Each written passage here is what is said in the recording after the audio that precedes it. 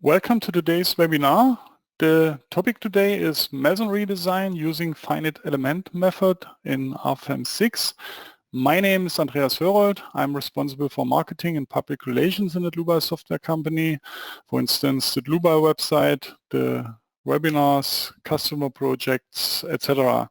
I will be the moderator today and I will answer your questions during the webinar together with Frank Faustich, but my two colleagues can introduce themselves. Hello, my name is Ulrich Lex. I'm responsible for quality management of RFEM together with development of the add-on glass and the add-on masonry. And today I will present the webinar.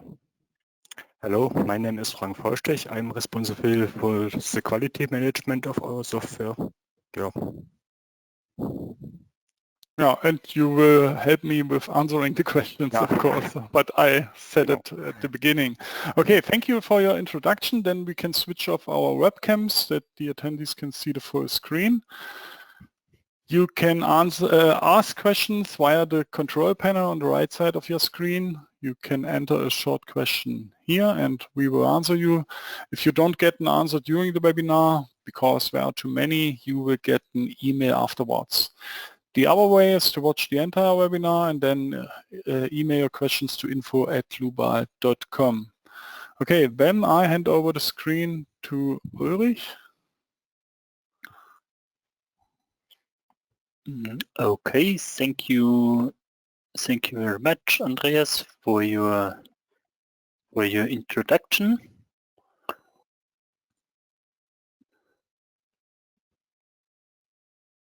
We can see your RFEM screen at the moment. Yeah, just a moment.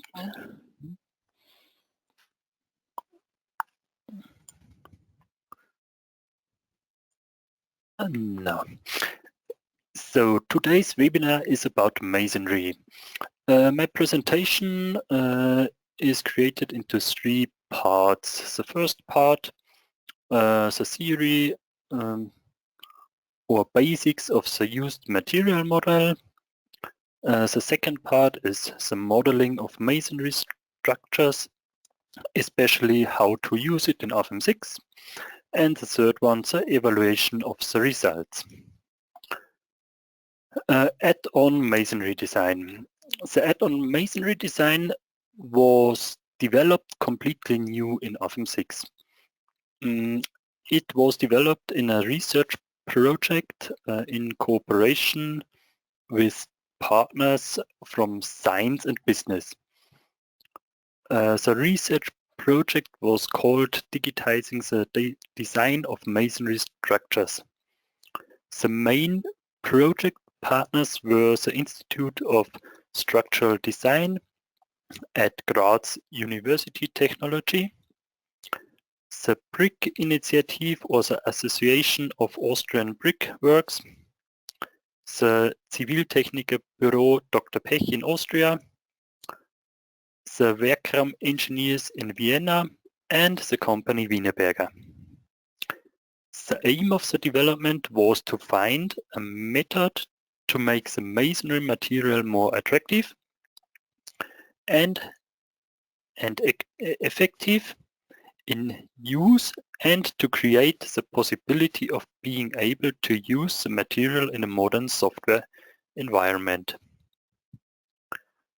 Topics like BIM, building information modeling, and there's an exchange of models or systems between an architect and special planners, or the creation of capacity curves for the whole building to estimate earthquake resistance played an important role there. Now it is also possible to compute, I will call it mixed structures, for example, for concrete and masonry in one 3D model.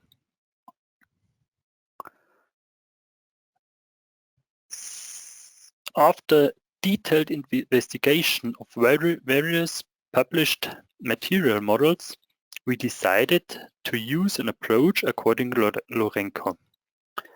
This theory includes 3 yield surfaces, called Rankine-Hill surfaces, with which the material is described. There would be many different or more different approaches available. For example, with more yield surfaces, that would mean that the material behavior would be described in much more detail, but there would be also disadvantages in implementation or in stability of the calculation. The comparative calculations showed us that the results are very good with our chosen material model. How do it works? When the material is entered, a stress-strain curve is generated from it. In the calculation, the solver will use this stress-strain curve to solve the system. Due to the orthotropic behavior, a separate curve is generated for each direction. The material parameters. The material masonry is not an easy one. It's a composition between stones and mortar, or even glue. The difficult now is to describe this masonry material in such a way that realistic load-bearing behavior is reflected. We did a lot of test evaluations and comparative calculations where we optimized the curves in such a way that the load-bearing behavior, what is specified in EC6, is reflected to our computation. As a result, if the program computes successfully, design close to the Euro code is given. The program does not reflect a design ratio, because this is not possible for a nonlinear calculation, but the check is fulfilled when the calculation is successfully completed. One of the next steps is the slab wall connection. A special topic in masonry constructions is the slab wall connection. Due to the special geometry and behavior of masonry, the connection point also requires special attention. As you all know, lies the slab, the concrete slab for example, not complete on the masonry wall. There is mostly an offset, and that's the reason why the material model itself cannot react completely right at this point. In principle, the corresponding moments are already entered into the system through the concrete slab. For example, with a bigger slab span, there is a bigger moment in the wall. If the moment cannot be transferred by the wall, then the material model responds. Our FE elements are internally divided into 9 layers above the thickness. If the allowable force is exceeded in one layer, then it fails and the wall thickness decreases. And the connection will react with lower stiffness. But the problem is the offset.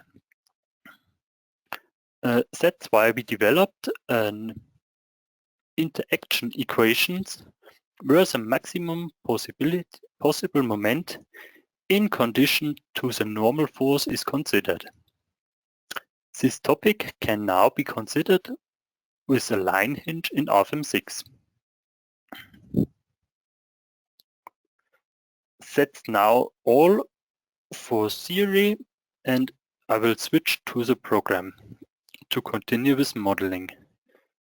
There will be also an explanation report to the research project available on our website as soon as possible. Actually, the report is on last revision, And when this will be finished, then we will publish it on our website. So, and now to the program. I prepared a simple, easy structure to show you all the things you needed to compute a system with masonry. For the first time, the material or the add-on masonry can be activated on the base data. Here you can switch to the add-ons and activate the masonry design. On the third register, you can choose the standard. Actually, there is only the Austrian standard implemented, but we are continuing to implement more and more standards. So you can continue this. Okay, then we can create a new material. If I activated the masonry design, then I have the possibility to choose a material type masonry. And after that, I can choose one material model. There are two different material models for masonry. The isotropic linear elastic is our standard material model. The isotropic masonry is our, I will call it old material model from RFEM 5. Here you can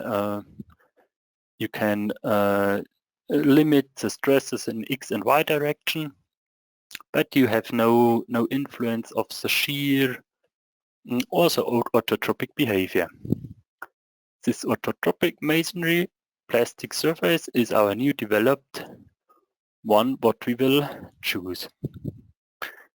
If you do this, you get a new register for classifications and material. Here you can enter the parameters of your used stone mortar combination. If I go to the website, maybe from Wienerberger, unfortunately this is in German, but I had no English one. You can find the dimensions of a stone. You can find the compressive strength, the stone group, and you can find which mortar can be used. If you know these things, you can insert it here. We want to choose in stone with grouping 2, together with thin layered mortar, with dimensions 250, 249, 380, compressive strengths 5. The horizontal compressive strength is mostly not given, but it's about 10%. And 1. Here you have the possibility to enter a partial factor on material side. It's in our case for thin layered mortar the 2. And the last part, you can activate that the head joints are filled. Mostly you need it if you use maybe a lintel above an opening. So if you entered all these things, then automatically the parameters for our used material model are calculated. You see in the upper part the E module, the difference in Y and X direction. Therefore it is really important to check the local directions, that the Y direction is in this direction where the load is acting, Then you have the compressive strengths and the tensile strengths. And in the part down, there are some parameters for the material model. This is one option. The second option is to use our material library. You can choose it. You can set material type masonry, and there are a lot of stone mortar combinations. We are developing, and we will fill this database with a lot of more stone mortar combinations. Here I can choose again my porotherm with thin layered mortar. On the left side down I have an info button where I can see which parameters are in the database. With double click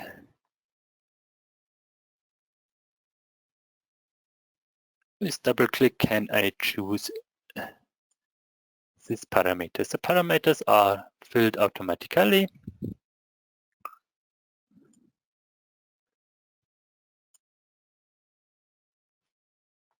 So the same I want to do for a second stone type for my inner walls. And I will continue with OK. So if I have defined my material, I can define the thickness as it is common in RFEM 6.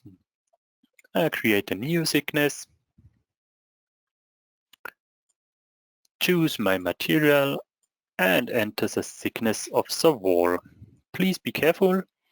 The thickness of the stones is not automatically the thickness of the wall, because it's possible for small format stones that it is different. That's why it's not connected automatically. And I will create a second one for my inner walls. And continue with OK. So what I did before too, I created some object selections, one for the outer wall and one for the inner wall. This is easy possible if I mark something, or if I mark the wanted objects, click on the right and create a new object selection. Now I will assign my thickness for the outer walls and click OK. Here I will check also my local axis so that my Y direction is in the load acting direction. And what I did too is to orientate the Z direction inside the building. That is not a must, but it helps me later to read the results correctly. Okay, as a second part I will assign some material for my inner walls. Okay. Now I have created some masonry structure. What have I do as next? I have a lot of openings in the building. Because of the material, it is important to take a look at these openings. The material has a very low tensile strength. So it could be that this part over the upper part from the openings maybe how should I call it? It falls out. So it's necessary to assign there a member. This will I do as a next step. I create a new member.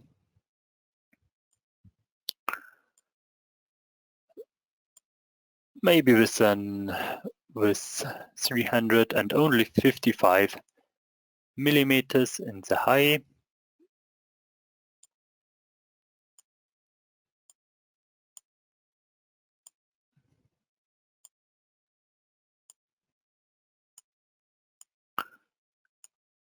And choose all.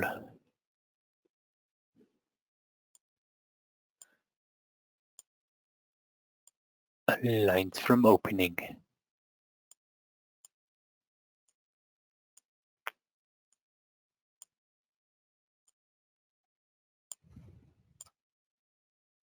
Okay, for the bigger openings, I will create a second member,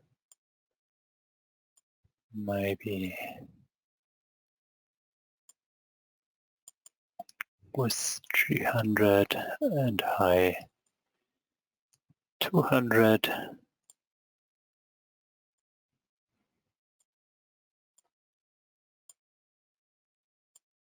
Okay. If the openings are not too big, it's okay that we connect the member with the surface on one FE node. If the opening is bigger, then it's maybe necessary that you bring your member in the surface, maybe 10 centimeters, like it is in reality, so that not all the load have to acting on one FE node. But in this case, it is okay as it is.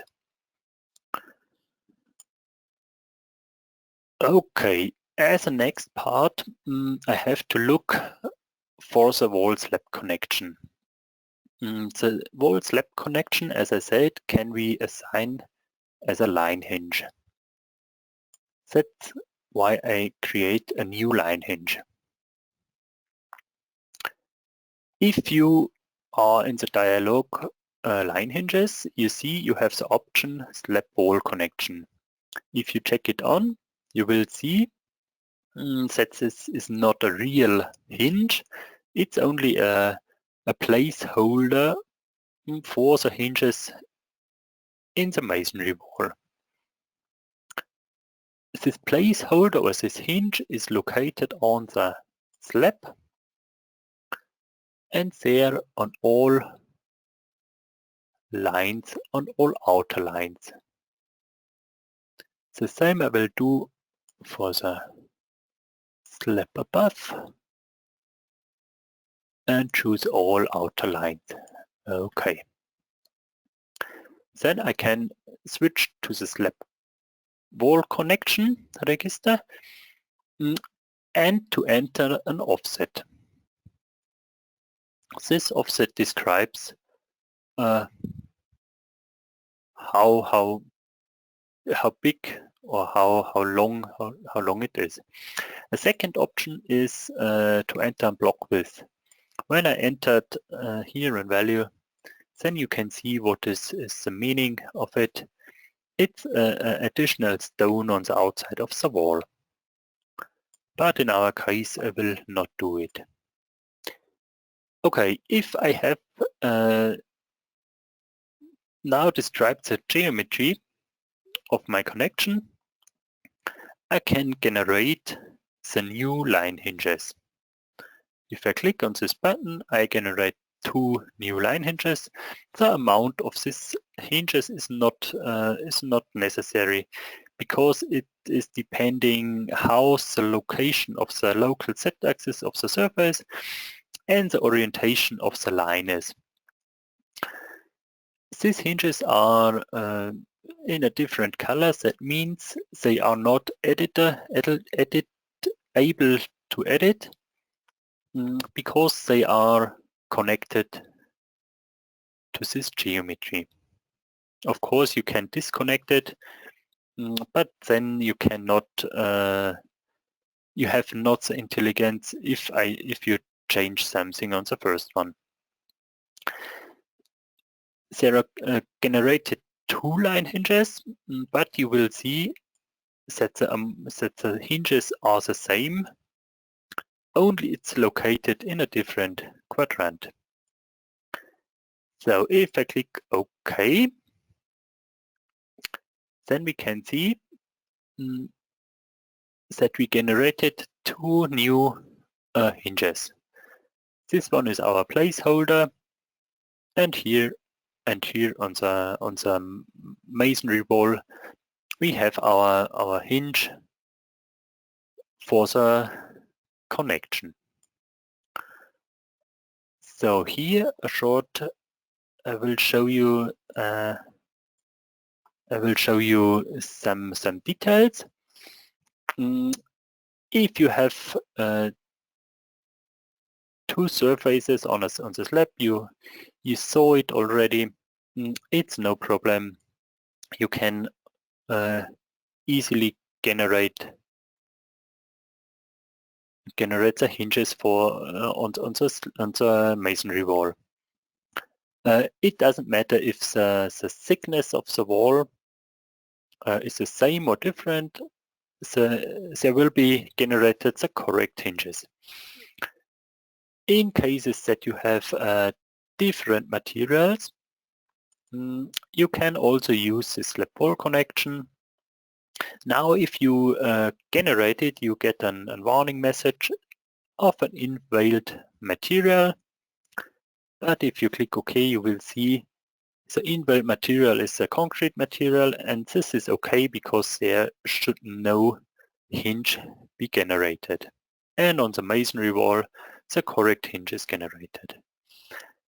You have to be a little bit carefully. In such cases, it is modeled in this way that here are double lines. This is not good. You can find it also with tools, model check, overlapping lines. But this is not good for the modeling, because if you generate here the slab wall hinge, you see that only on one wall the hinge is generated.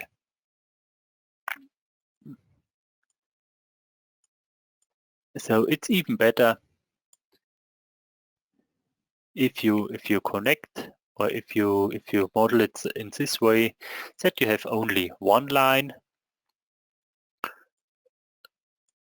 and then the generation is okay. So now back to our house. Okay, the line hinges are generated. The next step I can do is to generate the FE mesh. The FE mesh settings, well, it's recommended to use a FE mesh from 25 or 20 centimeters for a masonry wall. And it's because of the material data. There we can say are the best results.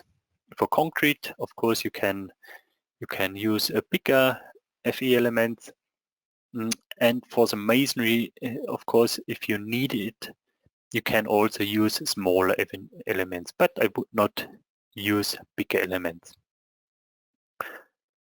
Because of the nonlinear material, it is also important to generate, I would say, a nice mesh or a regular mesh. because otherwise you will get some singularities what are not a problem of the system, what are then only a problem of the mesh. So in my case, the mesh is looks very good. So I can continue with the next step. The next step would be the loading. I have prepared simply 3 load cases. What I want to explain is a little bit the settings.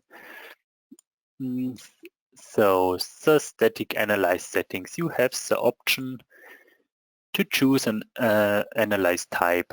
It's possible to compute the masonry with geometric linear or large deformation analyze type. For, I would say, easy systems, it's enough to use the geometric linear system.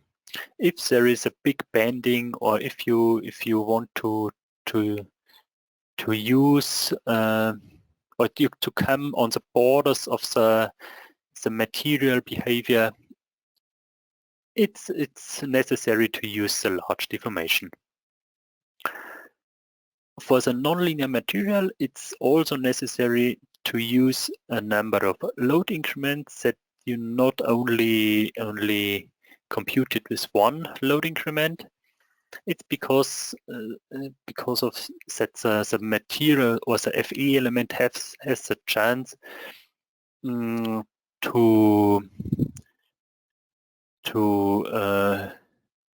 load it in a slow way.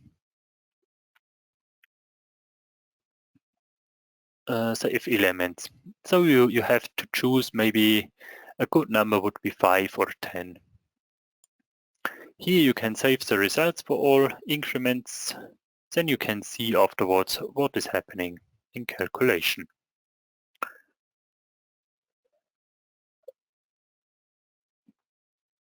Okay. If you have done these settings, then you can compute. Then you can compute the system. I prepared it for you and want to show you the results. For the results, you have all results available as they are in RFEM. The first thing is the overview of the static analyze. Here you can see that the computation was successfully without any error. So the masonry itself is okay. It's always necessary to check the deformations. There you can find maybe input errors or something else.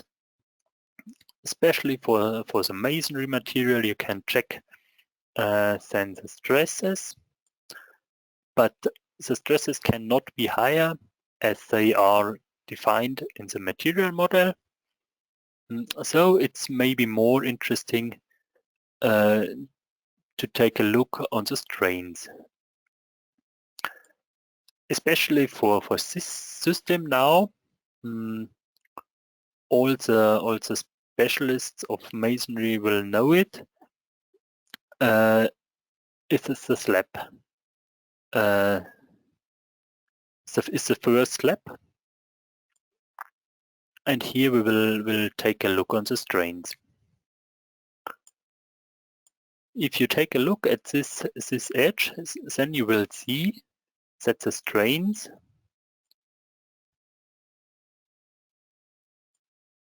on the outside in Y direction are tensile strains. That means maybe there is a crack in the masonry. In the beginning, I checked the plus and minus side, and when we remember, the plus side is inside the building and the minus side is outside. Now I can take a look on the inside strains and see there is also a tensile strain. That means my crack will be above the whole thickness. This can be avoided if you add a member or an attica on the slab. But with these things you can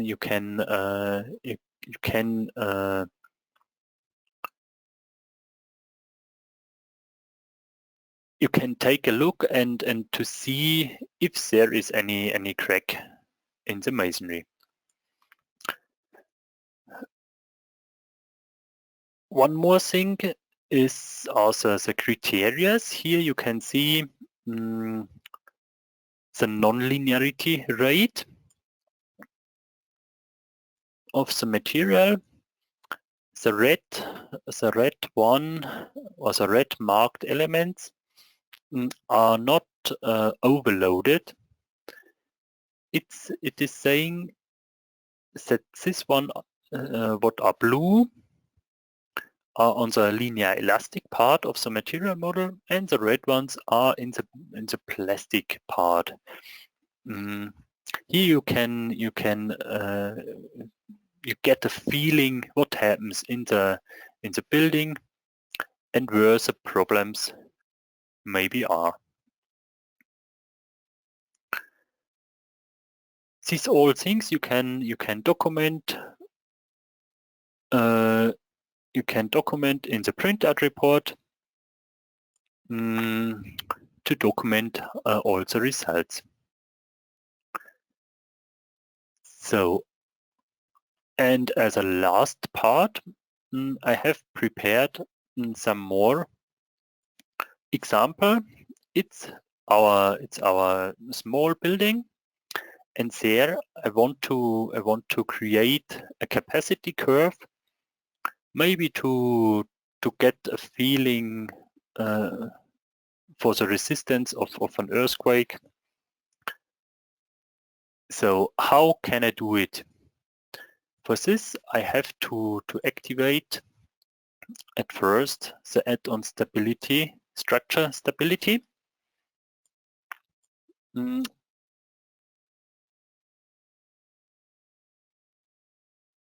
The other things are the same as we did it before, and I created a new load case.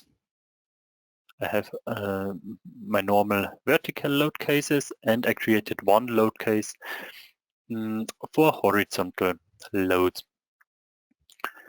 This horizontal load case is only a unit load, and I will increase this horizontal load until the system is in collapse. How can I do this? I can create two load combinations. One load combination with my vertical loads, and the second combination with an additional horizontal load. Now I can say, okay, my vertical loads are an initial state. That means that I will not increase these loads. After that, I can activate structure stability add-on. Can say, okay, I want to increase my loading with incremental method. Activate this. Here you have to save the results and you can assign to this combination 20. In the static analyzing settings, you have the possibility to activate calculation diagrams. For this calculation diagrams, you have the option to choose match things you want to see. In our case, I want to see the sum of support forces in x direction in correlation with the node deformation in x. You have to choose one node. And with these settings, you can start the calculation.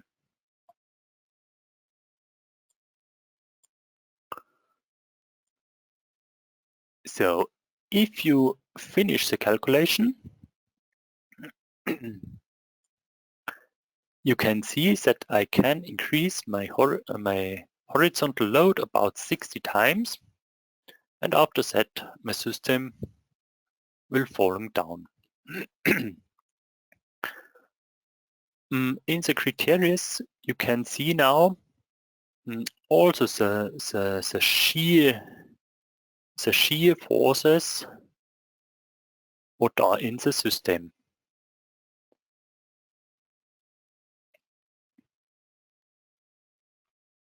And as a last part, you can take a look on the capacity curve.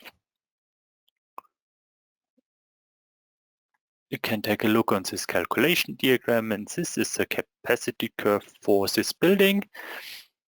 Here you can see the linear elastic part on the beginning. And if you increase the loading more and more, you will come in the plastic part. The loading will not be much higher, but the deformation will increasing. And this curve you can use maybe for some other calculations.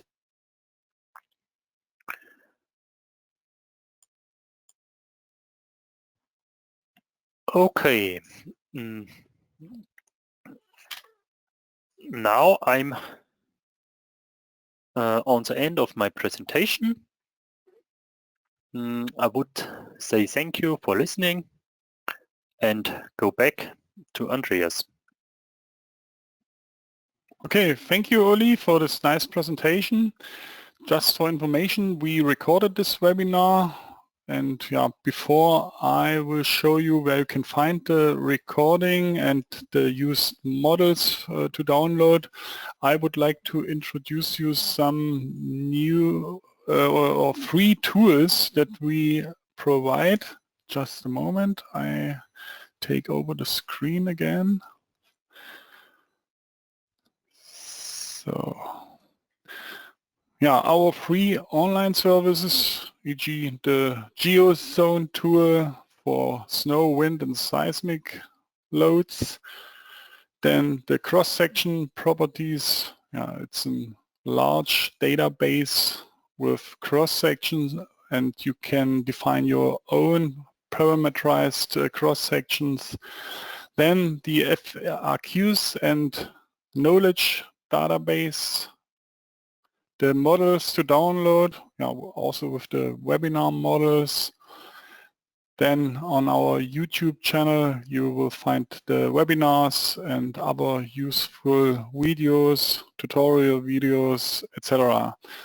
Our webshop is with prices, and you can download the trial licenses of RFEM, RSTAB, RWind and so on. RFEM and RSTAB contain the those are full versions with all add-ons. Maybe I will show you the home page. Okay, you will find the free full trial version here. RFEM, RSTAB, RWind, RSection, etc. And you can use the RFEM trial, for example, for 90 days, also with the add-on masonry design. Okay, if you want to find the recording under news and events and webinars, you will find today's webinar here. And in the next days you will find the recording here. The presentation slides are already there, and also the two used models. Okay, that's also all from my side. I say thank you for your attention. Thanks to Ulrich Lex for the nice presentation. Thanks to Frank Faustich for answering the questions. I wish all a nice rest of the day. Okay, and yeah, bye-bye.